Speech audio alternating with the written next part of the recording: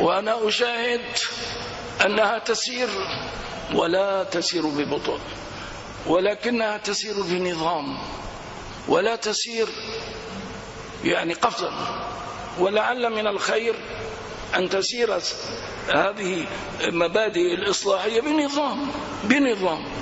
وأظن أن أي دولة أوروبية عندما تريد أن تقيم في حياتها منهاجا إصلاحيا لا بد أن يستمر هذا المنهاج في إنضاجه وتهيئه، لا أقول أسابيع ربما شهور. فلماذا يستعجل أناس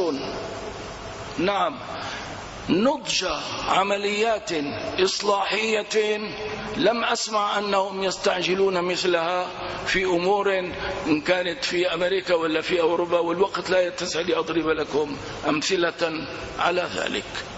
وأختم كلمتي بدعاء ضارع إلى الله عز وجل أن يجنب ربوع شامنا هذه الفتن.